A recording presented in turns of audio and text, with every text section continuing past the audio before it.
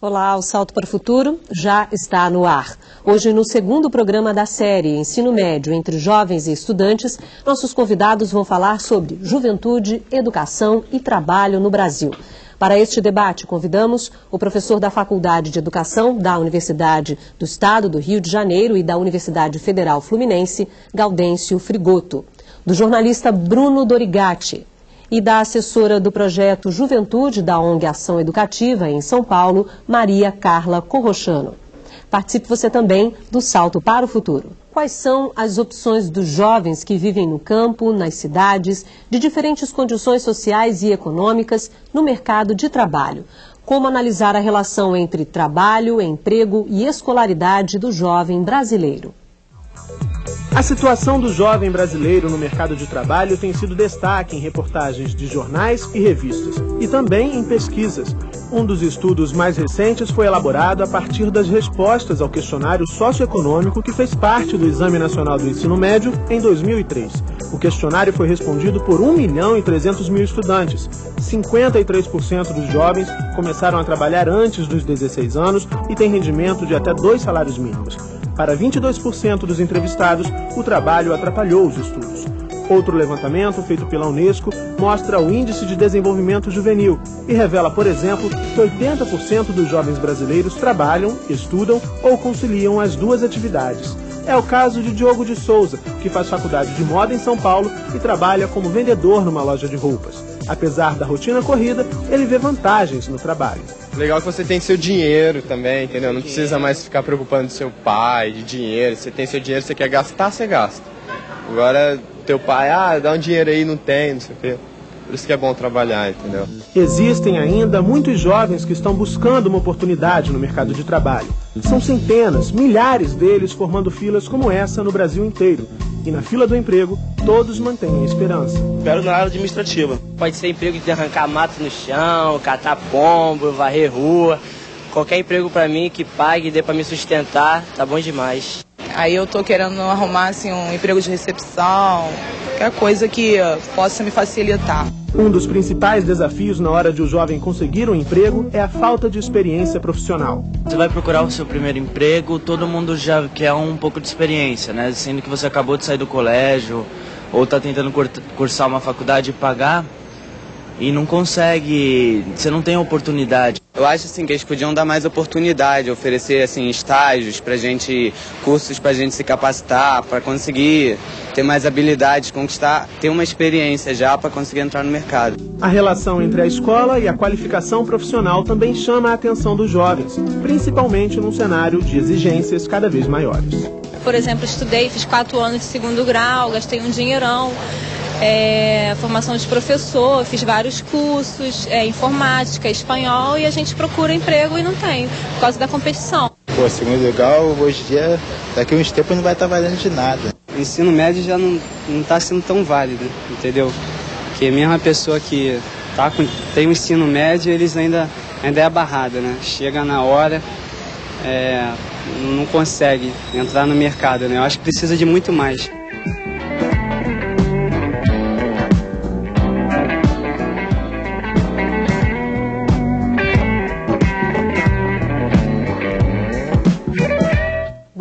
Primeiramente, eu quero agradecer a presença de vocês no Salto para o Futuro de hoje e começar perguntando ao professor Gaudêncio, pedindo ao senhor que o senhor falasse um pouco sobre essa relação juventude, educação e trabalho no Brasil a partir desses depoimentos, desse vídeo, dessa reportagem que mostramos. Boa noite. Primeiramente, eu acho que os vídeos nos mostram que o mais adequado é a gente falar juventudes. Juventude do campo, juventude da cidade com várias dimensões de acordo com a origem social. Nós poderíamos conversar a questão de gênero, questão de etnia, etc. O segundo aspecto é que a relação entre educação e emprego, educação e trabalho é uma relação mais complexa do que a gente possa imaginar. Primeiro, o próprio vídeo nos mostra que não basta ter o nível médio, porque se existem parafusos de ouro e parafusos de bronze, o mercado vai querer os parafusos de ouro. E também não basta ter um bom nível médio, porque a escola por si não cria o mercado. O que cria o mercado é a economia. E este é um ponto crucial, até de certa decepção do próprio jovem, e quando ele vê que faz o curso, até ele entende que seja um curso de boa qualidade, mas bate no muro da impossibilidade do mercado. E o que é dramático é ouvir depoimentos como o jovem diz: eu praticamente aceito qualquer coisa, catar mato, matar pombo, enfim. Eu vi nesses dias numa entrevista a tarefa de catar piolho ou cuidar de cachorros, etc. Então, também a expectativa do jovem está baixando. E isto também vai rebater contra a desmotivação de muitos jovens para a própria frequência à escola ou para se dedicar ao estudo. Até porque está deseducado que a educação é um direito, independentemente de ter mercado ou não ter mercado. Agora, Bruno, eu queria ouvir um pouquinho da sua história. Você desenvolve um trabalho ligado à mídia, né? E que você falasse um pouco dessa relação juventude, trabalho e educação, a partir desses relatos que a gente ouviu aí na reportagem. Primeiramente, boa noite.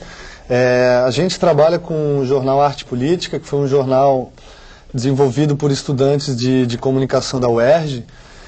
No final da década de 90, eu comecei a fazer parte desse jornal em 2001, quando eu me estabeleci aqui no Rio de Janeiro. E o que a gente busca é um trabalho totalmente independente, ou seja, são 3 coordenadores, né, nessa área editorial, e a gente está sempre tratando, através de reportagens, artigos, entrevistas, de temas que são temas voltados para o jovem, mas não só também. A gente tem bastante circulação nas universidades, então a gente está buscando essas temáticas que estão inquietando os jovens também, mas que não são temas voltados especificamente para os jovens. E sobre o debate de hoje, eu gostaria de ressaltar que uma coisa que está ocorrendo hoje é a migração do emprego formal, como a gente conheceu, né, como nossos pais conheceram, para o trabalho. Porque trabalho, claro que também é uma situação que está cada vez mais difícil, mas trabalho você encontra. O que você não encontra mais é o emprego formal, com os vínculos empregatícios, com as garantias, né, que foram estabelecidas, enfim. Então, além de estar difícil de achar algum trabalho, ou no caso um emprego, eu acho que tem um ponto que dificulta mais porque você não estabelece vínculos, você não cria, vamos dizer assim, relações profissionais mais duradouras, né? O que você vê é a prestação de serviços que você recebe exatamente por um serviço prestado e, caso necessite desse tipo de serviço, ele volte a ser procurado. Isso é um tema que eu acho que está sendo, é um problema que está sendo cada vez maior, que é a falta do emprego formal. E que é um tema que certamente vamos aprofundar ele mais hoje aqui, porque ele é fundamental e crucial nessa discussão, principalmente com a juventude, que acabamos de ver a busca do seu lugar, né, do seu espaço, né? Maria Carla, por gentileza também, a sua impressão sobre o que vimos, né, nessa reportagem e a relação do trabalho, educação e a juventude. Primeiramente, boa noite. Eu gostaria de ressaltar que o vídeo mostra algo muito importante para a gente, que é, bom, os estudantes, né, os alunos que estão na escola, eles também trabalham, né? Tem uma dimensão, a dimensão do trabalho é central da gente considerar na escola e da gente considerar quando discute juventude. E eu queria enfatizar um aspecto do vídeo que diz respeito aos sentidos que o trabalho tem para esses jovens, né? Quer dizer, a questão do salário, ela é fundamental, sim, né? Grande parte dos jovens hoje começa a trabalhar porque precisa trabalhar, né? Muitas vezes começa a trabalhar até antes da idade permitida por lei, né? Mas se a gente é importante considerar também quais os sentidos que o próprio trabalho vai ganhando. Quer dizer, quando aquele jovem diz, bom, eu trabalho porque eu não quero pedir dinheiro para o meu pai, né? Eu quero ter minha própria autonomia. Muitas vezes o trabalho permite a própria vivência da condição juvenil, né? Muitas vezes pode permitir ao jovem que ele continue os seus estudos, porque é a única possibilidade que ele tem de pagar um curso, né? De realização de experiência também, de relação com colegas, quer dizer, muitas vezes você não tem outros espaços, o espaço do trabalho pode ser um desses espaços, então acho que olhar para esses sentidos do trabalho é uma coisa importante, acho que a gente pode aprofundar essa conversa. Tá certo, a gente já tem uma participação, a primeira do programa de hoje é a Juraci, do Rio Grande do Norte. Oi, Juraci. Olá, Bárbara, professores, especialistas de todo o Brasil. Aqui é a professora Juraci Araújo, da Escola Estadual Coronel Civilino Bezerra, na cidade de Florânia, estado do Rio Grande do Norte. Como trabalhar com os nossos jovens as questões de trabalho e educação, podendo garantir uma boa educação nas bases de conhecimento, permitindo-os analisar e compreender o mundo da natureza, humano, político, social e cultural. Boa noite, muito obrigada. Obrigada a você, Juraci, que bom que você veio hoje também, você que participou ontem, veio hoje, e eu nem, acho que, não preciso repetir que amanhã eu conto com você, tá bom? Se você quiser voltar hoje também, não tem problema nenhum. Obrigada. Professor Gaudêncio, acho que deu para o senhor ouvir a pergunta, aqui o som está um pouco abafado, mas eu acredito que tenha dado para escutar, né? Não, a Juraci toca num ponto crucial. Eu acho que, inclusive, para nós que atuamos como professores, é uma tarefa fundamental, uma distinção entre trabalho e emprego. Eu acho que o nível médio, sobretudo, ele tem que se preocupar para dar uma base, inclusive, do direito ao trabalho. Numa sociedade que não tem emprego, pelo menos que dê direito ao trabalho. E a outra dimensão crucial é de que o ensino básico, o ensino médio é ensino básico.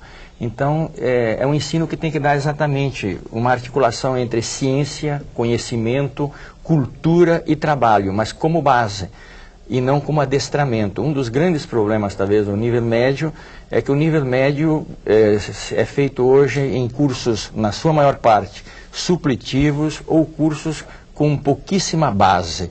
E este é um problema, inclusive, que nos coloca, do ponto de vista com nações do mundo desenvolvido, numa desvantagem enorme, porque nós desenvolvemos poucos jovens que possam desenvolver depois como vocações científicas. Então essa distinção vale a pena aprofundá-la e a escola básica é básica porque dá a base e não adestra.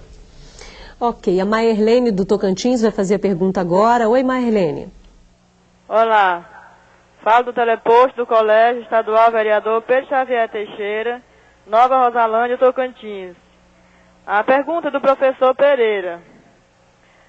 Grande parte do ensino destinado ao jovem, ao longo da história da sociedade, era voltado para o campo de trabalho. Hoje, com a criação do ensino médio, a educação perde o valor para uma grande maioria da população brasileira, uma vez que a mesma é insignificante diante de sua utilidade no preparo de mão de obra, mas sendo útil na compreensão do mundo. Pergunto, se o ensino médio está atuando só como dobradiça entre o primeiro grau e o ensino superior, qual o valor desse ensino para as classes pobres desse país que não têm acesso à universidade? Boa noite e obrigado. Maerlene, muito obrigada pela sua participação hoje. Conto com você ao longo de toda essa série. Obrigada. Maria Carla. Bom, eu acho que Maerlene tocou numa questão que é fundamental mesmo, né? Quando ela diz, bom, qual é o sentido do ensino médio hoje, né? Quer dizer, é a ponte entre o fundamental e o ensino superior. Acho que tem o ensino médio precisa, de fato, urgentemente ser ressignificado, né? Se a gente olhar na nossa Constituição, quer dizer, a educação, de maneira geral, o direito à educação, à cidadania e ao trabalho, né? Quer dizer, a educação ela é importante para a cidadania e para o trabalho, não só para o trabalho, nem só para a cidadania, para as duas coisas, né?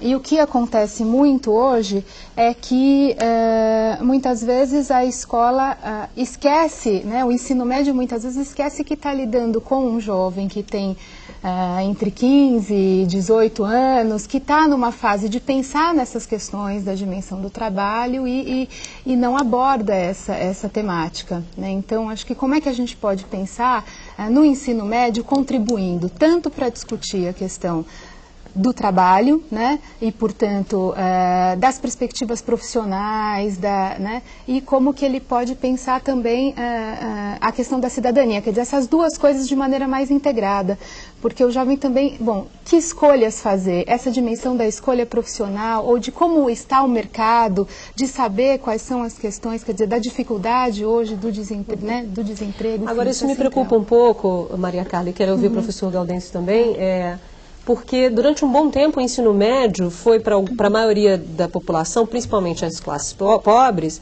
uma forma de ir só para o mercado. Olha, você que vai, eu estou aqui fazendo uma metáfora, vai apertar parafuso, você faz esse ensino médio que depois a elite precisa pensar, a gente põe em escolas melhores, um ensino médio melhor, porque é aquele aluno que vai para a universidade. Quem não precisa pensar, faz um ensino profissionalizante e vai lá apenas para apertar parafuso, porque você não vai precisar pensar muito na vida. Também existe uma grande discussão até que ponto esse ensino médio precisa, e realmente precisa discutir o mercado de trabalho, mas de que maneira discutir esse trabalho, né, professor? Olha, há de fato, historicamente, uma falta de identidade do nível médio. Eu acho que ele oscila entre esses dois polos. Durante o ano todo de 2004 e parte de 2003, se discutiu, eu participei de uma discussão no Ministério da Educação justamente para acabar com um decreto, que é o 2208, que desestruturou pouco de nível médio que existia, que fazia as duas coisas. Dava a base e preparava também para o mercado do trabalho, que era o ensino médio do Sistema Federal de Escolas Técnicas, hoje centros tecnológicos de ensino superior até.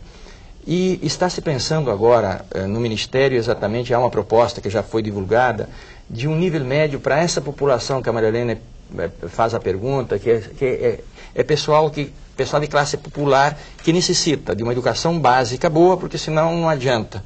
Mas também precisa ter uma introdução a alguma profissão.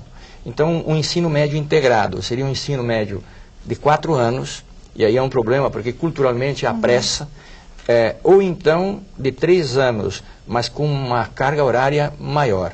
Agora, nós temos um problema, que para muitos jovens, e o vídeo mostra isto, para ele poder dedicar-se ao ensino médio com qualidade, a sociedade tem que estar disposta a pagar o custo alternativo disso, através de uma bolsa, através de uma renda mínima. Não adianta garantir só o acesso. Não, porque senão não garante minimamente a qualidade.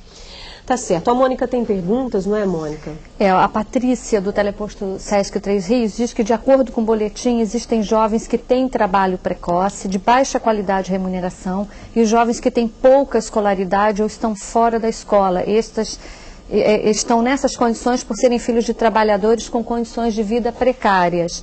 Ela diz que a escola não tem capacidade de gerar nem garantir emprego. Ela quer saber como fica a mudança de rumo das políticas públicas e de que forma elas contribuem para amenizar esses fatos. Eu sei que o boletim foi escrito pelo professor, mas eu queria ouvir um pouquinho, Bruno, o que você acha, a gente já começou uma discussão ontem, das políticas públicas voltadas para a juventude no Brasil, partindo dessa pergunta que a gente acabou de ouvir, o que hoje o Brasil faz pelo seu jovem?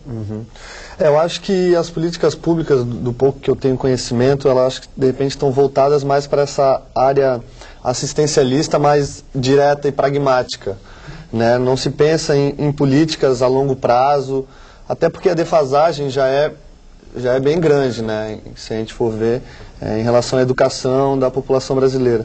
E, então tudo que eu tenho visto de medidas do pouco conhecimento que eu tenho, eu acho que elas são mais pragmáticas e assistencialistas, né? Não chego a ver medidas estruturais voltadas para um melhor qualidade, enfim, desse ensino, que eu acho que seriam medidas que têm que estar sempre atreladas com a escola, utilizando o espaço físico da escola, enfim, sempre agregando com a escola, porque eu acho que a escola é um lugar onde está se concentrando e está exatamente voltado para essa melhoria, enfim, social, essa melhoria cultural, intelectual dos alunos. Então, acho que esse tipo de discussão, talvez. Exatamente, e de propostas mais estruturais, utilizando o espaço físico da escola, enfim, utilizando o tempo que o aluno não está, né, que ele poderia estar no espaço da escola discutindo isso. Muitas vezes a escola é o único lugar de cidadania que aquela região tem, né? de espaço aberto para que aquela comunidade frequenta, né? Exatamente. É ser um centro de cidadania de uma determinada comunidade ou região, é isso que você acredita, né? É. A Maria José do Maranhão vai fazer a pergunta agora. Olá, Maria José. Olá, Bárbara, Maria José do Teleposto de Bacabal, Maranhão. O que se deve ter presenciado em milhares de jovens do campo e da cidade é que não podem continuar pagando o preço da mutilação dos seus direitos e de se vingarem por diferentes formas de violências e defeitos dos seus algozes. Se fala muito de discriminação social e classe. Dizem que criança não pode trabalhar, entre aspas, as pobres, pois as ricas sempre fazem comerciais de televisão, cantores, novelas, etc. Porque as pobres não podem trabalharem conforme as suas possibilidades. A pergunta é da professora Antônia, ela é professora e mãe. Obrigada, Maria José, pela sua participação, como sempre, você frequentadora assídua. Até amanhã, ok? Maria Carla. Bom, acho que ela colocou... Eu queria fazer uma observação, não sei se posso, em relação a... Fique à vontade, sim, claro.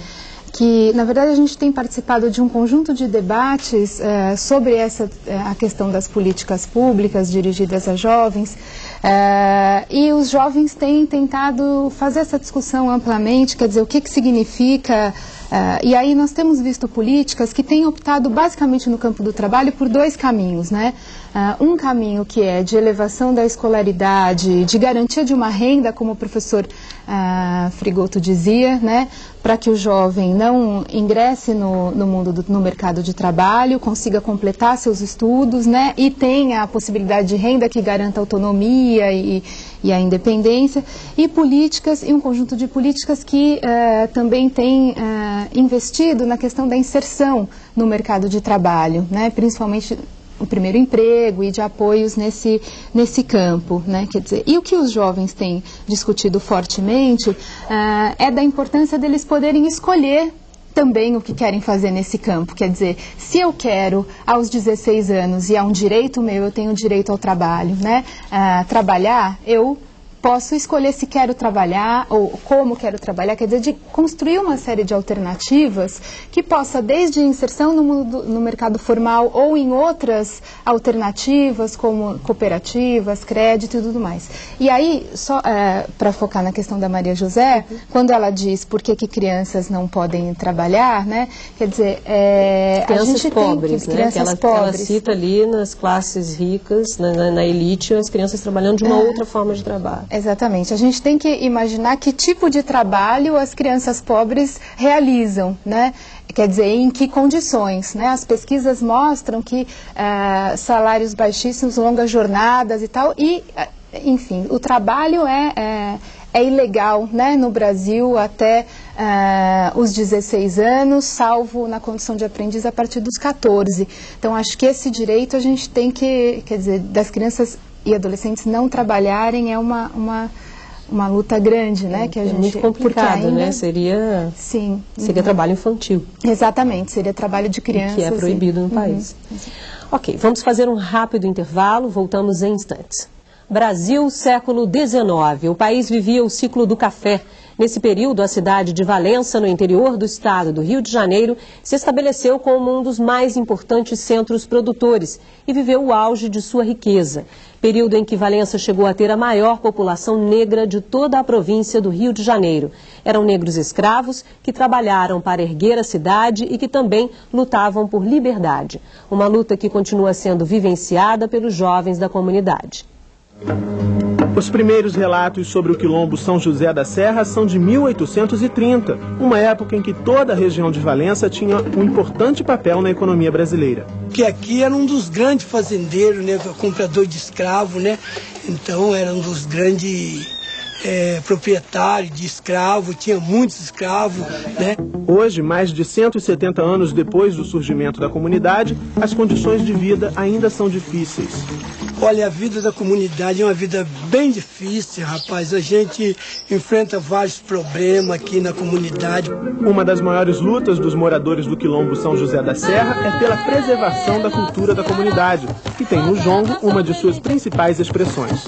É uma coisa muito importante que a gente acha, porque sempre teve. Sempre teve. A gente cresceu vendo o jongo, continuou, né? Seguindo aquilo que é para seguir.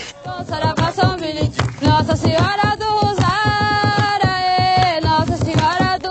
A comunidade deposita na juventude a esperança de um futuro melhor, que pode vir através da educação. No ano passado, alguns jovens moradores do Quilombo concluíram o ensino médio. Isso aí alegra muito, porque para a gente aqui na comunidade falar no segundo grau é cursar uma faculdade, né? Tanta dificuldade que a gente tem aqui na comunidade, né, em participar do ensino, que hoje é muito importante, a gente tem consciência disso. O desenvolvimento da comunidade se dá através do aprendizado. Aprendizado que os jovens conciliam com o trabalho nas roças da região. Foi bem difícil, né? Foi muito cansativo. Tive que trabalhar, acordar cedo, poder trabalhar, depois ter que ir pro colégio, voltar tarde, caramba. Como eles aqui não têm serviço, eles trabalham para mim, para os outros vizinhos, assim esporadicamente. Pegam empreitada de roçada de pasto, às vezes quando é capina é por dia, tá vendo? Porque eu também não tenho serviço para eles o ano todo. Para nós que já acostumamos é coisa, né? Já acostumamos a trabalhar assim, mas bom não, mas tem que trabalhar. Depois de um dia de trabalho na roça, os jovens moradores do Quilombo vêm para o colégio num carro da Prefeitura de Valença. Mas em dias de chuva, como hoje, parte do trajeto de cerca de 10 quilômetros precisa ser feito a pé. No colégio, a primeira parada é no refeitório. E, de acordo com o diretor, a equipe pedagógica desenvolveu uma proposta de trabalho voltada para a realidade dos alunos. A nossa proposta é, já de algum tempo, trabalhar sobre o projeto de uma maneira em que eles possam, de uma forma mais concreta, participar das atividades da escola. Um desses projetos é uma banda marcial com ares de fanfarra. No meu entender, fanfarra quer transmitir felicidade para alguém, né?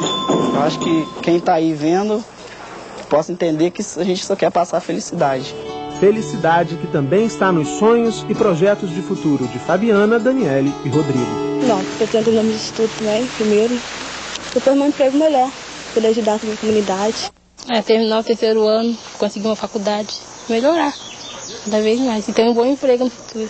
Vocês que são jovens, vocês têm que fazer o que por essa comunidade de vocês? Tem que estudar, tentar levantar ela, ajudar, essas coisas. Nossa Senhora do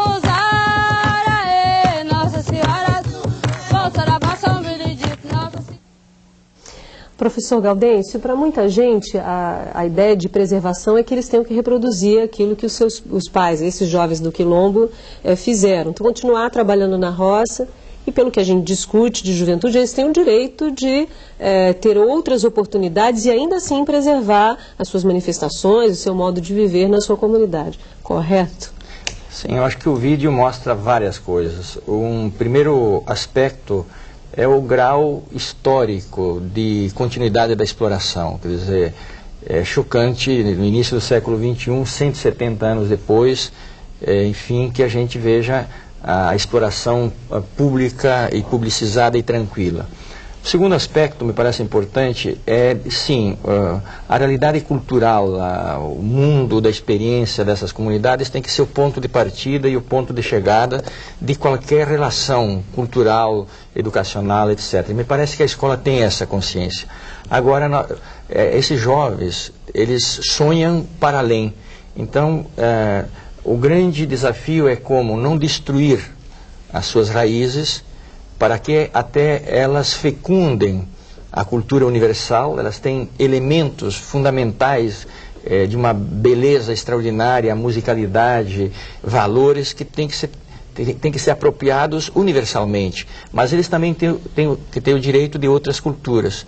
Por isso que a escola não pode só reconhecer a cultura da comunidade. Tem que permitir que estes jovens e crianças possam ir se apropriando de outras culturas particulares, ou de outras culturas também que têm elementos de universalidade. Nós temos um viés muito grande. Normalmente nós tomamos a cultura dominante, que é uma cultura particular, como a cultura universal. Eu acho que este é um debate que temos que avançar do ponto de vista da relação entre escola, cultura, mundo do trabalho e as próprias expectativas dos jovens, como nós vimos em relação ao mundo do trabalho, em relação à universidade. Ok, a Ciseni de Goiás já aguarda. Olá, Ciseni. Olá, boa noite. Falo da TV Escola de Anápolis, Goiás. Os professores têm ouvido bastante que a escola tem que atender os interesses do jovem para garantir a aprendizagem e sua permanência. Apesar disso, a escola continua muito distante do jovem. O que fazer para estreitar esse relacionamento jovem-escola? Boa noite e obrigada. Obrigada a você, Ciseni. Bom te ouvir. Você estava sumida aqui do ao vivo aqui. Você manda sempre para cá, para a Mônica. Obrigada. Conto com você ao longo dessa série. Bruno, eu quero o seu ponto de vista em relação a esse diálogo entre escola e juventude. Bom, Suzane, eu acho que uma das coisas, né, recordando do meu ensino médio, que eu achava que eu sentia bastante falta, era uma disciplina, primeiro uma disciplina de filosofia, ou que ligasse temas de filosofia que eu tive basicamente só no terceiro ano, né, do ensino médio e rapidamente. Eu acho que deveria ter mais algo voltado para o ensino da filosofia, que eu acho importante. Mas, além disso, uma disciplina que tratasse da realidade, enfim, que pegasse uma notícia de jornal e estivesse discutindo isso com os alunos, assim, porque a gente tem, né, toda aquela teorização de biologia, de química e de física que a gente acha muito chato porque a gente não consegue estar relacionando aquilo com a nossa vida, né? Então, uma disciplina, de repente poderia ser uma aula da disciplina de história, enfim, achar maneiras de estar trazendo a realidade para dentro da sala de aula. Eu acho que seria isso. Eu acho que hoje a escola já caminha um pouco para aí, Bruno. Talvez não sei como, não sei de que maneira, mas o Brasil inteiro já discute que é você trabalhar de uma maneira interdisciplinar. Não falar só da história, mas a história ligada com alguma coisa. Talvez seja essa a proposta que você gostaria de ver mais, né? Você sentiu falta na sua formação em nível médio, né? Maria Carla, eu sei que você quer comentar. Sim. Me dá só um minutinho, porque o Valdemir de Tocantins já aguarda a gente. E aí eu passo para você, tá bom? Oi, Valdemir. Alô, boa noite. Aqui tá falando é o Valdemir de Souza Barros, do Teleposto Centro de Ensino Médio, professora Antonina Milhomem, Araguatins, Tocantins. De acordo com o que já foi falado sobre certos tabus em relação à juventude que a sociedade impõe para aceitar os seus valores e outros aspectos precisos, como assimilaria cultura e identidade desses jovens que chamamos excluídos de seus costumes. Comente, por favor. Boa noite e um abraço a todos. Um abraço para você também, Valdemir. Você também é novo por aqui, que bom ouvir você. E quero ouvir você mais vezes, gostaria de ouvir você mais vezes aqui no Salto, ok? Fique à vontade para comentar, Maria Carla, a questão anterior que você também queria falar do pessoal que ligou, você é da Ciseni de Goiás. Eu acho que a Ciseni e o Valdemir, as duas questões colocadas, elas de certa forma se complementam, uma responde a outra em alguma medida.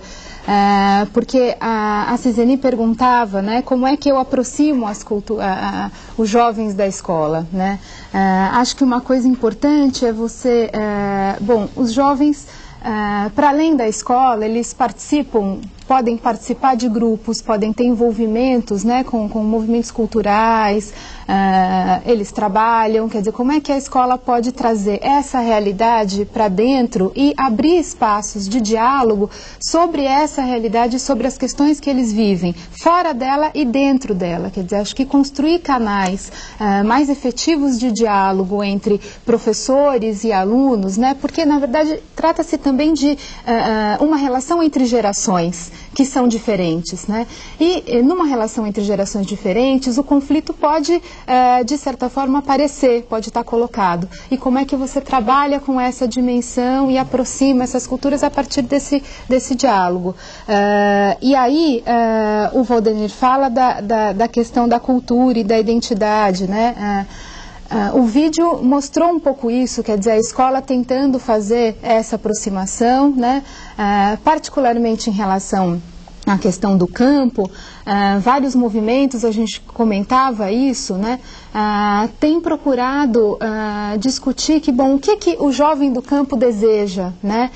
Ele deseja apenas o trabalho agrícola ou ele também quer realizar outros tipos de trabalho? Como é que você pode construir essas alternativas, né? E como é que a escola pode ajudar nesse debate, né? A fomentar esse debate com a comunidade, com o poder local, quer dizer, de aproximar esses interesses juvenis, né, no campo do trabalho, no campo da cultura e a escola. Quer dizer, a escola pode, e que alternativas se constroem, né, nesse sentido. Acho que é importante. Ok, a Mônica tem perguntas agora, não é, Mônica? Professor Gaudêncio, os cursistas da TV Escola de Anápolis, em Goiás, tomam como referência o texto do boletim onde o senhor diz que o trabalho precoce de crianças e jovens e a escolaridade precária ou a ausência da mesma se correlacionam fortemente, mas uma não explica a outra e também não podem linearmente serem tomadas uma como solução da outra. Eles pedem para o senhor comentar um pouquinho sobre essa afirmação. Esse é um aspecto extremamente importante, porque eu acho que nós temos que brigar para o direito à infância e à juventude. No mundo todo está se dilatando o tempo de vida garantida. Em média, a Europa é 16 ou 18 anos. Por quê? Porque a questão do emprego, como falava o Bruno, é um problema hoje universal.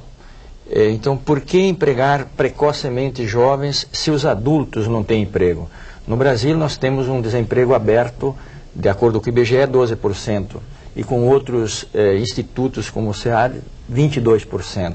E nós temos no mercado precoce de trabalho crianças e jovens, 5, 6 milhões de crianças. Então, o primeiro aspecto é esse. Segundo, existe um vício que entrou no Brasil e na escola pelas visões muito economicistas da escola, não esse ângulo que a Maria Carla estava apontando, que é relacionada com o mundo do trabalho mais amplo, da cultura, de culpar o próprio vítima por ser vítima. Há um economista, e esse economista com uma outra visão, que é o Beluso da Unicamp, pergunta: os pobres são pobres porque têm pouca educação ou têm pouca educação porque são pobres? Tem pouca educação porque são pobres. Então nós não podemos fazer uma relação de culpar os jovens que não têm bom emprego, especialmente os jovens das classes populares, que aqui nós focalizamos mais esses jovens.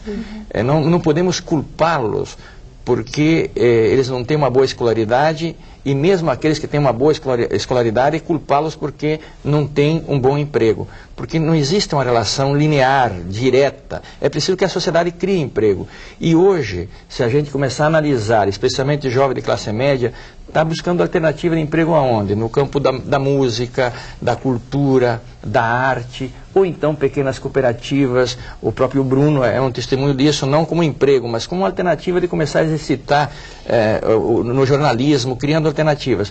E isto, o Estado, o poder público de alguns países está tomando consciência. Então está criando a perspectiva de primeiro emprego mais largo, não de 1 ano, mas de 4 anos, 5 anos. Então são problemas complexos, é isto que no texto a gente tenta sinalizar. Ok, o James de Tocantins já aguarda. Olá, James. Olá, Bárbara, Mônica, Elaine, especialista.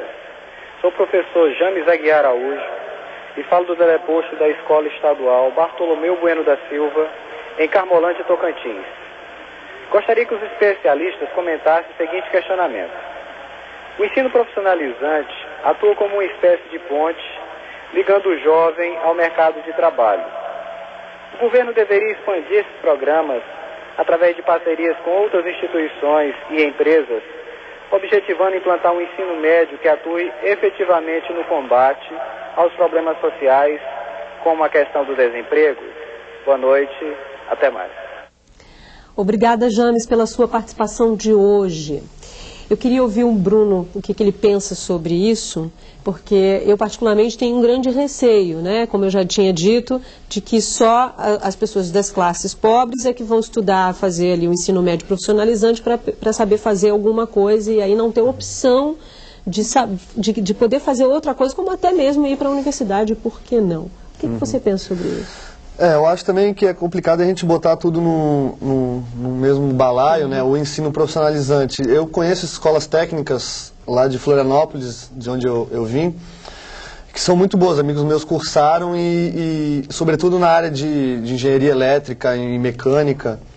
Inclusive a Universidade Federal de lá também é considerado um centro de excelência. Então, esse tipo de ensino profissionalizante, segundo essa descrição de colegas meus que cursaram e depois foram para universidades, foram ensinos que foram muito mais abertos e muito mais voltados não para essa área específica de estar criando somente um técnico, né?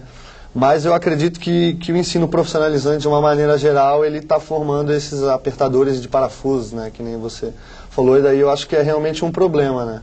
Já que, como dizia o professor Gaudêncio, a gente não tem emprego para todo mundo, né? Existe uma crise do emprego, não do trabalho. Aliás, foi um tema que o senhor discutiu, nós tivemos juntos em um outro evento em 2001, que existia uma crise do emprego com carteira assinada, assalariado e não do trabalho, né? E é curioso porque esse adestramento puro e simples não o prepara para a base da maior parte dos empregos, pelo menos os empregos formais que dão algum salário um pouco mais digno.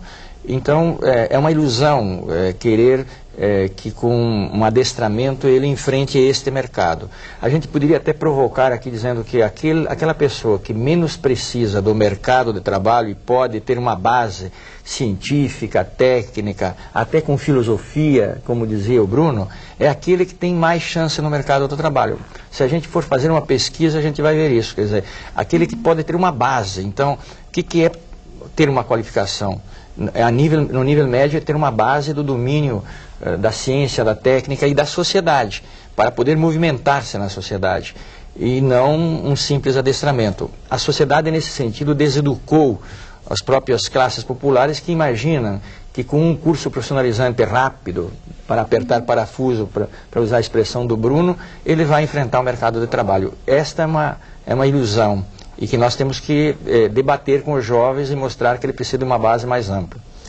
Ok, a Márcia de Goiás já aguarda. Oi, Márcia. Boa noite. Meu nome é Márcia, sou orientadora de aprendizagem, falo do Teleposto de Goiânia. A má qualidade de políticas públicas acabam provocando a desvalorização do jovem capacitado ao mercado formal de trabalho. Isto contribui com o desinteresse do estudante pela busca do conhecimento, onde se insere no mercado informal, chegando a abandonar a escola. Pergunto, o sistema apresenta propostas que possam sanar ou amenizar essa problemática? Quais? Maria Carla. Você queria também comentar a questão anterior, não era isso? Sim, não, rapidamente, era só dizer como é que o fato de você fazer vários cursos profissionalizantes, esses cursinhos de 2, 3 meses, pode muitas vezes acabar destruindo a própria trajetória profissional, né? Quer dizer, você não constrói um percurso profissional de qualidade, né? Fazendo esses cursinhos aqui e acolá, que a gente muitas vezes vê acontecer, né? Tem uma aposta grande nisso. E eu acho que do campo das políticas, quer dizer, o que a gente tem hoje, principalmente direcionado nessa perspectiva, direcionada para jovens, né, e trabalho. Tem uma grande discussão sobre a questão das políticas de trabalho para jovens, né? Acho que um grande nó dessa discussão, principalmente, é que, por vezes, ela se esquece do direito ao trabalho e aponta a política como saída para a redução dos índices de violência. Então, acho que é uma primeira marca que eu queria enfatizar aqui, uma primeira questão que eu queria enfatizar, quer dizer, as políticas, o jovem tem direito ao trabalho, né?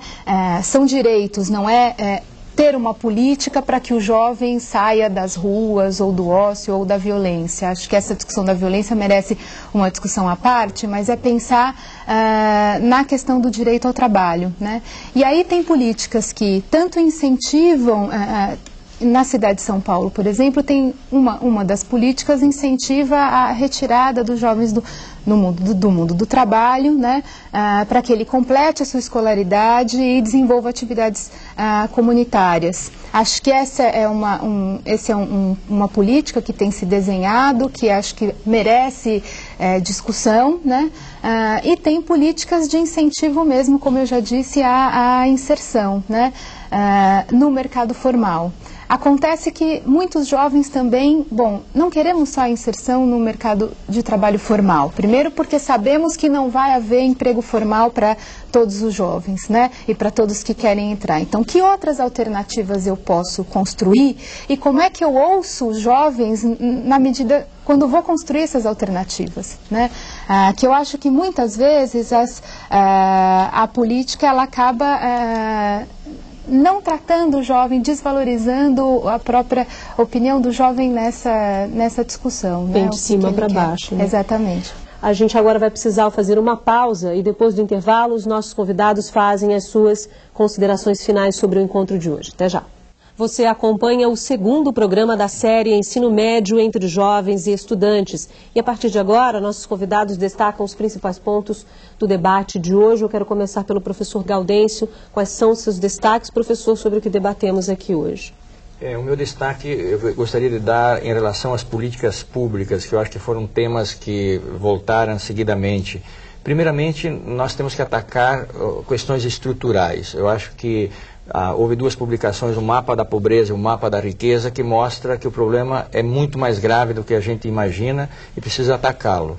Mas nós podemos fazer, ao mesmo tempo, políticas que são políticas distributivas, para garantir a jovens que estão no mercado de trabalho precocemente que possam frequentar a escola média com qualidade que aqui apontamos.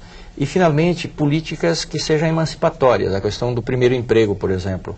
E ali, creio que o poder público tem que ter atenção sobre, hoje, a indústria do estágio e a exploração do estágio, a multiplicação de estágios, ou até a indústria do concurso, que chega a ser, muitas vezes, uma espécie de cinismo. O jovem passando de um concurso a outro, sabendo que existem 3, 4 vagas e milhares de pessoas disputando aquelas vagas.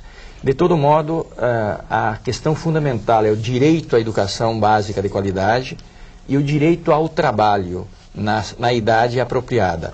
E são desafios de curto prazo e de médio prazo, e nós, educadores, formadores desses jovens, mas não só, a sociedade forma, temos a obrigação de não simplificar esse tema.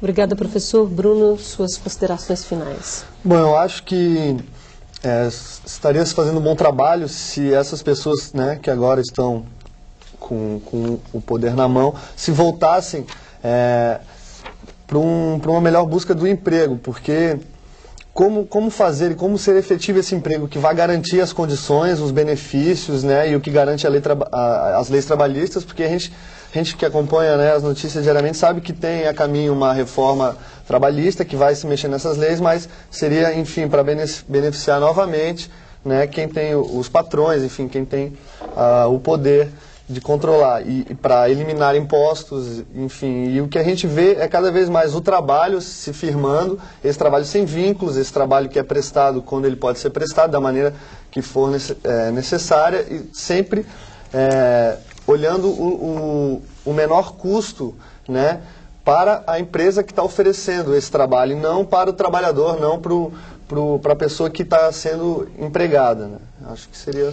Se ainda tem um tempinho, hoje você tem milhares de professores te assistindo agora no Brasil inteiro. O que você diria para esses professores para melhorar essa relação, esse diálogo entre juventude e escola? Bom, eu acho que uma forma de melhorar esse diálogo seria reafirmar aquilo que eu já falei, tá buscando trazer para a sala de aula, enfim, o que está acontecendo em volta, né, o que está acontecendo no mundo, na sua realidade local, sobretudo na sua realidade local, mas também tentar dar uma pincelada de coisas que acontecem hoje em dia, né, a gente o mundo totalmente interligado, coisas que acontecem do outro lado já estão refletindo diretamente, rapidamente, muito mais rapidamente na nossa vida, né? Então, eu acho que quanto mais se fizer essa ligação, tanto com a sua realidade local, mas também com a realidade do planeta, eu acho que o professor tende a prender mais a atenção do aluno. Obrigada. Maria Carla, seus destaques. Ok, obrigada. Acho que uma coisa importante que o professor Gaudêncio frisou e que eu também gostaria de frisar, que eu acho central nesse debate, é o Brasil recuperar mesmo a trajetória de crescimento econômico, né? E criar empregos. Eu acho que a gente, enfim, é um ponto de partida importante dessa discussão, né?